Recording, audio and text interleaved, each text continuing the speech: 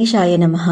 ఒకానొక సమయంలో దేవేంద్రుడు తన కోసం ఒక అద్భుత భవనాన్ని నిర్మించమని విశ్వకర్మను కోరగా, విశ్వకర్మ తన ప్రతిభతో ఎన్నోసార్లు భవనాన్ని నిర్మించి ఇచ్చినా కూడా ఇంద్రునికి తృప్తి కలగలేదు. ఏమి చెయ్యాలో తోచక అయోమయంలో ఉన్న విశ్వకర్మ తన సమస్యను నారద మహర్షికి తెలియజేశాడు. విషయాన్ని అర్థం చేసుకున్న నారదుడు అక్కడి నుండి ఇంద్రుని దగ్గరకు వెళ్లి, ఇంద్ర, మనం వెంటనే భూలోకానికి వెళ్ళాలి, నాతో రా అని అన్నాడు.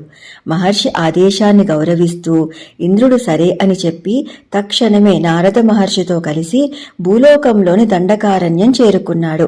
అక్కడ ఒక చెట్టు నీడలో చినికిన చాపను తలపై పెట్టుకుని వక్షస్థలం నందు ఒక బెట్టెడు ప్రాంతం మినహా శరీరమంతా రోమాలు కలిగి తపస్సులో లీనమై ఉన్న ఒక మహర్షిని చూశారు. అతనే రోమశ మహర్షి. ఆ మహర్షిని చూసి నారదుడు వినయంగా నమస్కరిస్తూ ఏమీ తెలియనట్టుగా, మహర్షి, నేను ఇప్పటి వరకు చూసిన మహర్షులంతా తమ కోసం ఆశ్రమాలు నిర్మించుకుని తమ తపో జీవితాన్ని గడుపుతూ ఉంటే, మీరు మాత్రం ఎటువంటి ఆశ్రమం లేకుండా కేవలం ఒక చినిగిన చాపను తలపై పెట్టుకుని చెట్టు నీరులో తపస్సు చేసుకోవటం ఆశ్చర్యంగా ఉంది అని అన్నాడు. దానికి రోమస మహర్షి నవ్వుతూ, నారద, నీకు తెలియందంటూ ఏమి ఉంటుంది చెప్పు. నేను అల్పాయుష్కుడను. రేపో మాపో పోయే నాకు ఈ ఆశ్రమాలతో పని ఏంటి చెప్పు.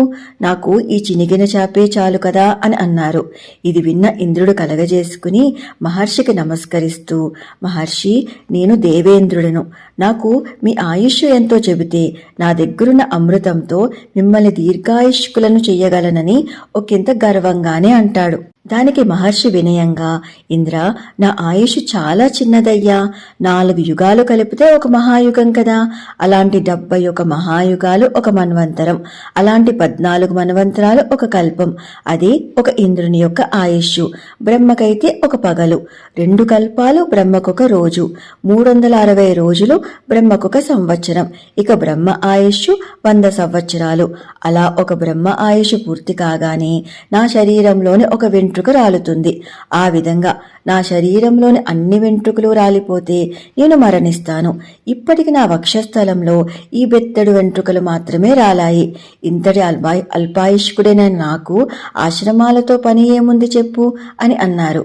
ఇది విన్న ఇంద్రునికి నోట మాట రాలేదు. ఇంత ఆయుష్ ఉన్న మహర్షే ఇంత నిరాడంబరంగా జీవిస్తూ ఉంటే ఏమి చూసుకుని నాకింత అహంకారమన్న కనువిప్పు కలిగి తన భవన నిర్మాణ ప్రయత్నానికి స్వస్తి చెప్పాడు.